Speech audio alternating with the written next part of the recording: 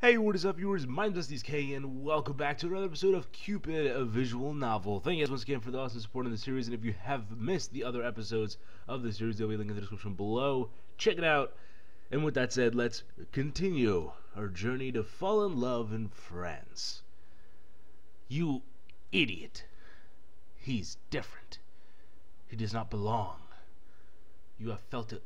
You have felt it too, haven't you? Rosa looked at I can't say his name. Rosa looked at Gilly with new eyes now.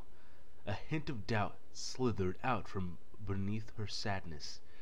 I need a friggin' I just drank some banana juice, and I still have the taste in my mouth, and it sucks because I don't like bananas, but it's healthy for you, so I drink it. And after I finish recording this, I'm gonna go on a run. So, you know, the healthy lifestyle sucks, but it's what you have to do if you want to look like Sir Gilly. Rosa wanted something to blame, a cask for all her regrets. Gilly seemed like the perfect candidate, didn't he? Yes, you're finally seeing it. Open your eyes, child. It made sense. I need to differentiate with the mother and the narrator. Gilly and Catherine's relationship began to pewter? Who made this game? Was it foreign people with their unusual vocabulary? I feel like it is, because I have no idea. Alright, let's continue. Under the coldness right before she died. Her mental instability only served to compound the fracture in their relationship. Perhaps Gilly was tired of her and had her killed off for convenience. So, from what I'm understanding, it's been a couple of time has passed since the last episode and this episode, and Catherine has some kind of sickness. She's mentally not there or something, and Gilly was like, "Yo, man, get out of here," and she died. I don't know. I know she's dead because there's a brief imagery of that, but yeah, this is weird. Or perhaps Catherine, in her psychotic state, killed herself to spite him. Rosa stared at the man beside her. He is not to be trusted, child.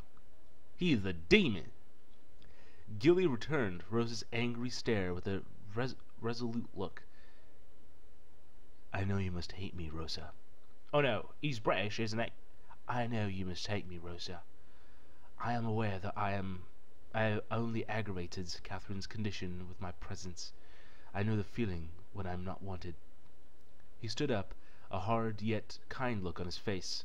Just remember that I will always be here for you.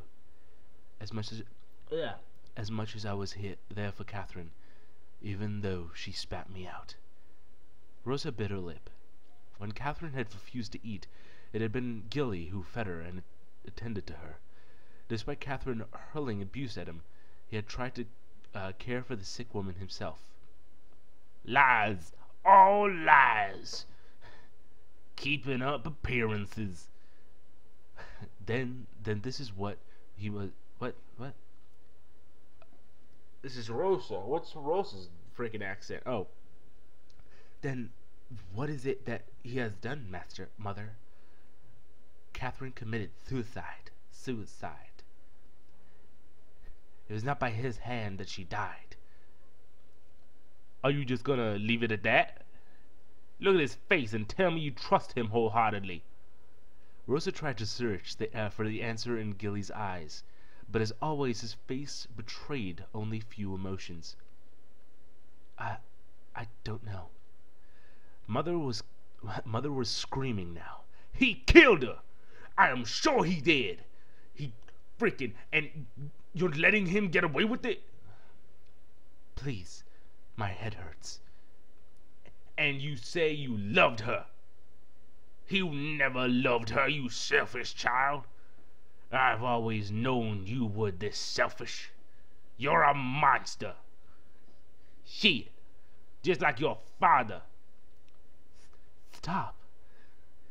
You throw people away, don't you? Like a little tissue paper, bitch. I'm sorry, I'm getting into this. Didn't you didn't you throw me away when I inconvenienced you? I don't know why I had such trouble with that. I know that's a word. I've said it before, but you know, words and language. Admit it. You were secretly relieved I died. No, no, stop it! She screamed back at that last voice. Her mouth quivered. Gilly stared at Rosa in shock. The outburst had accidentally come out aloud. Interesting. It pulled a plug that kept the tears from pouring out. Now her vision clouded and she blinked them away again and again. She was not sobbing. She did not even realize her face was wet. She was not sobbing, yeah. Gilly and Rosa stared at each other, but both kindled in their sorrow. He knelt down by Rosa's bed and wiped her tears with his hand. He did not say anything while doing this, and Rosa stared blankly ahead. It almost stunned her how many tears a person's eyes could carry. Can you run out of tears? I think so. I think you can. You can like run out of tear ducts or whatever. I loved her too, Rosa. He admitted it after a while. I know what you're feeling. She didn't know if it was her own, or if Mother's anger was somehow influencing her, but her chest heaved. She balled up her fist so tightly that her fingernails hurt. Shut up. She spat, and the man recoiled at the uncharacteristic bitterness of her words. Catherine was afraid of you in her last days. You did something to her. I know it. She could feel Mother inside her head, building up her anger. He has to be punished. You are to blame. He has to atone. I know you're guilty. He has to be punished. Gilly stared at her dumbfounded for a few seconds, but the man didn't try to appease her. He only stepped closer to Rosa and wrapped his arm around the hysterical girl. Let go of me. I hate you. Let go of me. But Gilly didn't. If you need something to hate, then I'll accept your hate. But you must accept my comfort too. I need you too right now, Rosa. You're the only one who loved her as much as I did. Gilly's words brought back Catherine in Rosa's mind. Almost at once the anger was replaced with sadness so heavy she couldn't breathe. Why was she so angry again? She was focusing on anger instead of pain. It was easier. The real tears came. The real tears came. Oh God. The real tears came, all for the loss of the girl they both loved. Tomorrow was not going to come. There was only right now. The loss and two friends mourning a loved one. Rosa cried until she. This is pretty damn good music. I'm not gonna lie. I like it. Rosa cried until she thought she wouldn't be able to stop, and Gilly quietly held her. Right. Okay, there we go. Slowly her weeping began to subside into sobs, and only then did he speak again. Stay in the chateau, Rosa. I friggin' can't. Oh, the taste of banana, my friggin'. I'm sorry, I broke character. I apologize. I know you were thinking of leaving now, but that Catherine's gone. But I can't let you wander the streets again. I will take care of you. It's what Catherine would have wanted. Like a spell being broken, those words brought back her anger. How could you possibly know what Catherine wants? She pushed his arms away from her. She's dead. She pushed his arms. Yeah, that made sense. Gilly's mouth pursed and he stepped away. I want you to go. Please, leave me. Gilly sighed and closed his eyes. I understand. He turned on his heels and without another word. Hours seemed like minutes to her. She would fall asleep and She would fall asleep and awaken in unfit intervals so often that she had lost the exact time. Awake, she would stare at a part of the wall with no coherent thoughts forming in her mind. One would think morning should be spent in a depressive frenzy. All the reasons to grieve are yours after all. She would wail now if she wanted. Oh, she could wail now if she wanted. She could pull on her hair, curse the skies.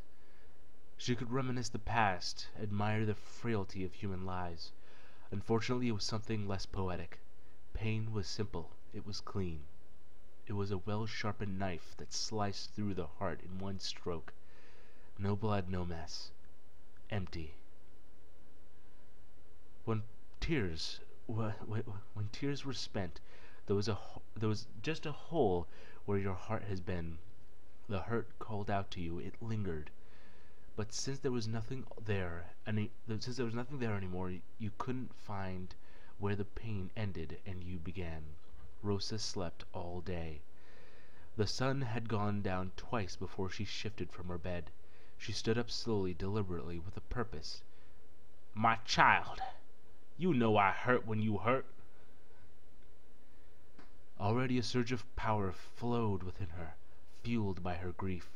The power filled her up, and then there was so much emptiness inside her that the energy emptied to saturate her whole body. I made up words there. I added stuff. Purpose was always a balm for grief. Mother, tell me what to do. Oh, yeah. Oh, yeah. Oh, son of a biscuit. Suck. I don't want to kill him. Because I feel like, I don't know. I like Gilly, dude. I like Catherine, but she's dead, so I like Gilly. And Rosa and Gilly are supposed to frickin' make out at some point, I think. Because that's the frickin' picture on the game. Justice or retribution? I don't know. I'm going to end it here. Short episode, but there'll be a quick one coming up next episode, or whatever, you know what I mean. Next episode will be out fast. I just need some time to think. So, thanks for watching. I hope you guys enjoyed. It's a very mellow episode, full of grief and sadness and tears and all that good stuff. But I hope you guys enjoyed. If you guys did, be sure to hit that like button below, subscribe if you guys are new for us videos. My name is SDSK.